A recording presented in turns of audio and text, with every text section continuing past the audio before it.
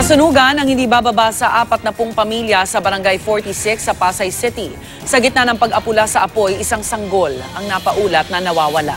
Narito ang unang balita ni Von Aquino.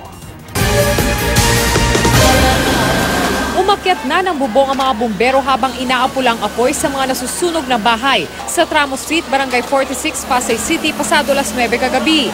Ang mga residente tumulong na sa pag-apula. Mabilis na kumalat ang apoy na lumamong sa higit kumulang 20 bahay.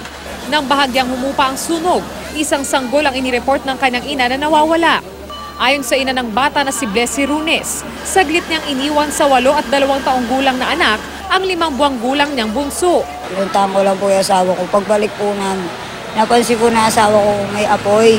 Pagdating namin dyan, hanggang dito na sa kalahati yung apoy, hindi na po kami makapasok. Aminado ang ina ng mga bata na kandila lang ang gamit nila sa bahay. Nailigtas daw ng panganay ang isa nilang kapatid, pero hindi na nabalikan ang bunso. Pero umaasa naman siyang may kapitbahay na nakapagsalba sa kanyang anak. Baka natumba po yung kandila eh. Una niyang binaba yung 2 taon. Inilabas niya. Pagpasok niya, ang laki na raw po kaagad eh.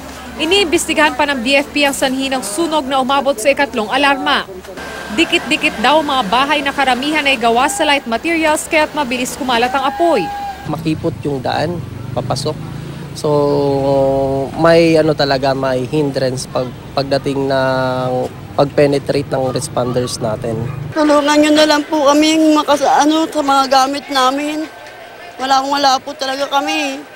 Bahagyang nadamay naman sa sunog ang gusali ng kilalang brand ng appliances nang madilaan daw ng apoy ang bintana nito. Yung harap lang ng bintana, yung malapit lang sa bintana, which is kaagad naman na apula kasi nakaakyat kaagad yung responders natin. Sa pagtaya ng BFP, higit kumulang 40 pamilya ang naapektuhan ng sunog. 2 fire volunteer naman na nagtamo ng minor injuries. Umabot sa ikatlong alarma ang sunog na idineklarang fire out alas 3:04 na madaling araw. Ito ang unang balita sa Pasay City. Von Aquino reporting.